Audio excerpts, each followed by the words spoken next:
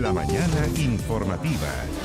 Volvemos a la mañana informativa a través de la pantalla de Canal 24 Horas. La Cámara de Diputadas y Diputados aprobó el royalty minero, iniciativa que contempla un impuesto específico a las grandes compañías que extraen cobre y litio, permitiendo al Estado recaudar más de 390.000 millones de pesos que se distribuirán entre el 89% de las comunas más necesitadas del país. Para conversar sobre esta ley, este proyecto, nos acompaña el presidente ejecutivo del Consejo Minero, Joaquín Villarino. Joaquín, bienvenido a Canal 24 Horas. ¿Cómo te va?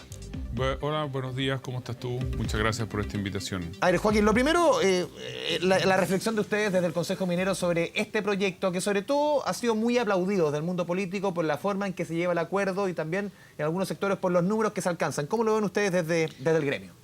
Bueno, esto va a significar un incremento de carga tributaria para el sector minero de aproximadamente un 20% en una sola reforma, y eso es altísimo bajo cualquier perspectiva que se analice. Es un proyecto muchísimo mejor que el que se aprobó en la Cámara de Diputados hace 3 años, que estableció una carga tributaria en torno al 80%. Sin embargo, esto nos deja un poquito fuera de competitividad sobre el promedio mundial, que es 44%. Y ahora, una vez que ya ha sido aprobado por ambas cámaras, lo que tenemos que hacer es ponernos a trabajar en una agenda que permita recuperar competitividad, que fue a lo que se comprometió el Ministerio de Hacienda durante la tramitación del proyecto. Y creo que ahí es donde tenemos que poner las energías ahora. Sí, Joaquín, conversando con algunos economistas, ayer, por ejemplo, con Alejandro Mico, quien fue subsecretario de Hacienda en el segundo gobierno de Michelle Bachelet, claro, tomando en consideración lo que tú mencionabas, que quedan por sobre el promedio de impuestos a nivel mundial en la minería del cobre, él decía, claro, si se alcanzan las cotas máximas, decía el 46,5, el 45,5, pero si es que el cobre llega a precios récord, pero en la normalidad eso no va a ser así, se va a llegar más o menos al promedio mundial. ¿Cómo lo ven ustedes? Bueno, no es tan así, con el promedio a largo plazo, que es $3,7, algo menor a lo que tenemos hoy día, pero $3,7 el promedio a largo plazo, según el comité de expertos que asesora al Ministerio de Hacienda, el 46,5 lo van a alcanzar las compañías grandes con ese precio. Y por lo tanto no es un escenario tan extraordinario el que tengamos algunas compañías tributando con 46,5. El promedio de la industria a $3,7 promedio del precio de la libra de cobre va a ser un 44,7. Y incluso con eso vamos a estar sobre el promedio mundial. Pero yo creo que no hay que seguir abocándose a esa discusión. Esto ya es agua pasada, está aprobado el proyecto, va a ser ley de la República en poco tiempo más, una vez que se publique, y por lo tanto tenemos que abocarnos a lo importante, que es cómo recuperamos la pérdida de competitividad que tenemos con una tasa que es marginalmente más alta que la de nuestros competidores. Sí, ¿qué efecto puede tener en las inversiones, ven ustedes? Claro, ningún impuesto, más allá de lo que uno le parezca subir o bajar, no tiene impacto en la economía, no tiene impacto en el sector correspondiente. ¿Qué efecto puede tener a juicio de ustedes? A ver, yo creo que todos los incrementos de impuestos suelen tener impacto. Claro, pero eso mismo te estoy diciendo. O sea, todos los cambios tributarios tienen un efecto. Perdón, o sea, al final decir que no tiene efecto no entender de economía. Sí, pero en el fondo, puntualmente, ¿qué efecto puede tener? Yo creo que las decisiones de inversión son multifactoriales, digamos, es decir, multifactor. No solo la carga tributaria es lo que lo determina. Hay una estabilidad jurídica. Piensa tú que hemos pasado por una discusión constitucional importante durante el último año. Ahora vamos a enfrentar otra discusión constitucional, existen normas laborales que están en discusión, tenemos los impuestos verdes, las rentas regionales, los impuestos correctivos, la reforma tributaria en general. Es decir, hay otros factores que también pueden influir en la toma de decisiones. Pero sin lugar a dudas hay que mirar el vaso medio lleno más que medio vacío. Con esto se viene a poner término a una incertidumbre que duró más de 4 años, claro, en torno a la carga tributaria máxima de la minería. Y creo que eso, no obstante que quedamos un poco sobre la competitividad global, es una buena noticia. La buena noticia es que se resolvió un tema y ahora, por lo tanto, es por lo menos ese casillero de la planilla Excel para ver si es viable o no la inversión, está claro cuánto es. Yo creo que hay que esforzarse por mejorar otros aspectos que son los que también introducen cierta incertidumbre, y todo el marco regulatorio de los permisos en este país, que lleva bajo muchos años, bajo críticas profundas, tiene que arreglarse, y el gobierno se ha comprometido a eso, y por lo tanto vamos a exigir que cumpla con su compromiso. Sí, la semana pasada, conversando con Cristian Argandoña, vicepresidente de la SONAMI, él creía, o una de las posibilidades que él veía que se abría, era que, por ejemplo, subiendo esta tasa, subiendo el royalty, lo que puede significar al final es que baje la inversión y a la larga mayores impuestos signifiquen a la larga una menor recaudación, pese a que se sube la carga, pero al final baja la inversión. ¿Ustedes ven, pueden o auguran un panorama que puede ser de ese tono? Este es un efecto natural cuando las cargas tributarias terminan siendo demasiado excesivas, inhibe la inversión, y esto es también, como tú decías, economía 1, digamos, todo el mundo lo entiende. Y por lo tanto, cuando tienes cargas tributarias elevadas, como es el caso en el que va a quedar la minería chilena, tomar una serie de medidas que tiendan a paliar lo anterior. ¿Cuáles son esas medidas? Tienes que tener un marco jurídico amigable para el desarrollo de las inversiones, tienes que tener estabilidad en el tiempo. No podemos seguir teniendo discusiones de royalty cada 4 o 5 años. Piensa que este es el tercer royalty desde el gobierno del presidente Lagos, luego el presidente Piñera. Hubo un incremento de las patentes en el segundo gobierno del presidente Piñera. Entonces, yo creo que aquí hay que dar por cerrado el tema de cargas tributarias y hay que abocarse a las medidas que permitan que haya más minería, porque hay que tener en consideración que del total de recaudación que tiene previsto el gobierno con esta reforma, un porcentaje importante provendrá del crecimiento de la producción y por lo tanto tiene que poner los medios para que se materialice ese crecimiento de la producción. Certeza, agilidad en el otorgamiento de permisos, objetividad en los criterios que aplican quienes otorgan los permisos, no pueden seguir habiendo burocracia innecesaria.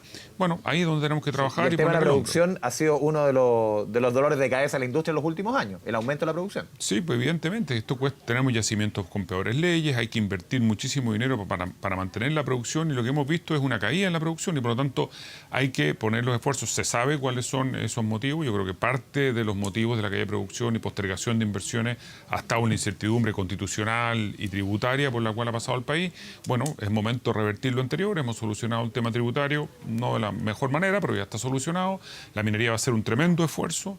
Hay que preocuparse, además, creo que esto no hay dos opiniones, de que los recursos lleguen a las regiones y se destinen para aquello que está haciendo la recaudación. Sí, que es justamente en ese punto, perdón Joaquín, tú lo mencionabas, 1.350 millones se busca que recauden régimen, 450, es decir, un tercio irán directo a regiones y comunas del país. ¿Cómo ven justamente esa iniciativa que ha sido una de las más aplaudidas y resaltadas del mundo político?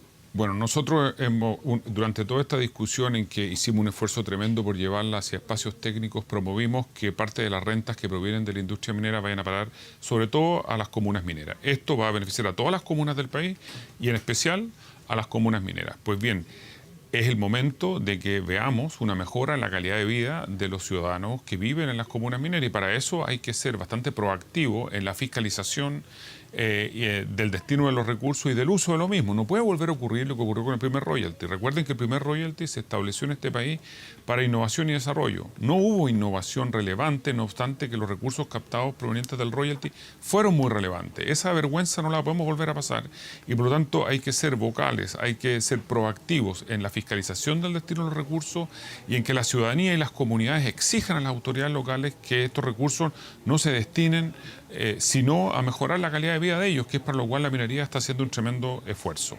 Yo creo que ahí es donde hay que poner mucha energía de ahora en adelante. Sí, Joaquín, esto también se da en medio de otra conversación en paralelo, que es la Estrategia Nacional del Litio. ¿Cómo ves que esto mismo que sucede acá pueda repercutir en ese camino? Que ahí sí, desde diferentes mundos, hay bastante más reservas respecto... Claro, es un mineral como el litio que se maneja con otras velocidades incluso que lo que es el negocio del cobre. ¿Cómo ves tú que esto pueda conversar con la Estrategia Nacional del Litio presentada por el presidente Boric hace ya un par de meses?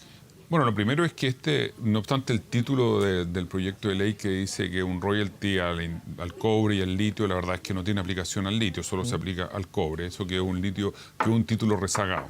Lo segundo es que creo que van por caminos separados. La industria del litio es parcialmente parecida a la industria del cobre, pero tiene otros tiempos, tiene otros actores. Otro tamaño también. Otro tamaño, y por lo tanto yo creo que hay que tener mucho cuidado. A ver, yo creo que el título de la canción de la Política Nacional del Litio tuvo una mala recepción en los mercados y una mala reacción internacional que habló de nacionalización, etcétera. Yo creo que en parte desinformado y en parte porque la política, la verdad que son algunas ideas bastante generales, pero que hay que ver cuál es la letra chica, hay que identificar cuáles son los salarios que se va a poder explotar o no, cómo se va a materializar la participación del Estado. Imagínense los problemas de competencia que se producen entre distintos actores que tienen un socio mayoritario común, digamos, pero estrategias de comercialización distintas, tecnologías distintas, mercados distintos. Entonces, yo creo que aquí queda mucho por desarrollar. Está claro que hay un tema central que es la negociación que va a tener Codelco con SQM, que va por un carril aparte, pero incrementos de producción relevantes, explotación de otros salares, acuerdos con las comunidades. Hemos visto llegar reacciones de algunos pueblos originarios que no están muy a favor de esta política. Queda mucha tela por cortar y yo creo que lamentablemente no queda mucho tiempo para seguir aprovechando, para aprovechar bien este buen periodo del precio del litio. Por lo tanto, yo creo que hay que urgir al mundo político y también el compromiso del sector privado para ir en la búsqueda de soluciones que permitan aprovechar este periodo de manera sustentable y que el Estado pueda recaudar importantes sumas de dinero para ir a resolver las urgentes necesidades sociales que tiene el país. Sí, Joaquín, el tema de los recursos naturales fue discusión central y recuerdo que lo conversamos un par de veces en la anterior convención, en el anterior proyecto que fue rechazado el 4 de septiembre. ¿Cómo ven ustedes desde la minería, desde el Consejo Minero, lo que está sucediendo, lo que sucedió el 7 de mayo, la conformación del Consejo, lo que está trabajando el Consejo de Expertos, cómo se está delineando este nuevo trabajo constitucional? Yo me imagino que lo miran con otros ojos respecto a lo que fue el texto rechazado. A ver, el borrador al cual hemos tenido acceso y que es de público conocimiento antes de que se aprobaran indicaciones que están en discusión, terminaron la discusión en las comisiones, ahora va a ir al plenario de la Comisión de Expertos. Es un texto que yo creo que logra un mejor equilibrio entre el cuidado del medio ambiente, el desarrollo social y el crecimiento económico en general, y respecto de la minería establece una serie de normas que son amigables con el desarrollo tanto público como privado de la minería. Y yo creo que eso es una buena noticia en general para la industria y para el país. Queda todavía el trabajo de los consejeros, los que han sido electos hace un par de fines de semana, y yo creo que es muy importante que el sector que tuvo su abrumadora victoria sepa que tiene que buscar acuerdos generales y transversales para que se apruebe un texto razonable que dé lugar a diferentes, yo diría, deseos y miradas que existen en el país para que sea viable el proyecto. Si se intentan, como se dice entre los niños, llevar la pelota para la casa, la verdad es que vamos a fracasar por segunda vez en tener una nueva constitución, y creo que eso no es bueno para el país ni para ninguno de los temas relevantes que queremos resolver en el mediano y largo plazo. Por último, Joaquín, en las últimas cifras de IMASEC que conocimos, que entregó el Banco Central hace un tiempo, una caída de 2,1% para el mes de marzo, incidió con fuerza la caída de la minería. A tu juicio, ¿se trata de un dato puntual de la minería en el mes de marzo o es algo que quizás que puede alargarse durante este año? Una industria que sabemos que es fundamental para el crecimiento del país. Yo creo que no debiéramos ver cambios muy trascendentales en la tendencia. No es que debiéramos seguir cayendo en... No esa caída de 8% de marzo. No debiéramos ver una caída de 8%. Yo creo que obedece a cuestiones más bien puntuales. Deberíamos ver un repunte marginal durante el resto del año. Pero yo creo que hay que darse cuenta que hay que tomar cartas en el asunto, y volvemos a la primera parte de la entrevista, y es que es indispensable que el Estado, el gobierno, se tome en serio, tan en serio como se tomó la idea de recaudar e incrementar las arcas fiscales, se tome igualmente en serio y ponga las mismas energías en hacer más eficiente el aparato público para que se puedan desarrollar grandes proyectos y entre ellos proyectos mineros. De lo contrario, no vamos a ver los resultados que nos gustaría que viéramos y que son los que necesita el país. Crecimiento económico, eso genera empleo, eso genera recursos, el crecimiento económico es lo que genera recursos, permite mayor recaudación y por lo tanto permite ir a solucionar los tremendos problemas sociales que tenemos hoy día. ¿Sienten que esa conversación tributaria se cierra con este royalty minero? Sobre todo tomando en consideración el tinte político del gobierno que al final empuja y saca adelante este royalty.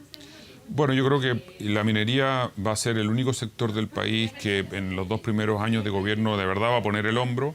Se rechazó la reforma tributaria, no lo olvidemos, esto se aprobó, el sector minero va a incrementar su carga tributaria en un 20%, esperamos que la discusión sobre carga tributaria del sector minero quede cerrada por muchísimo tiempo, el resto sería una irresponsabilidad imperdonable para el desarrollo del sector que constituye una locomotora del crecimiento del país.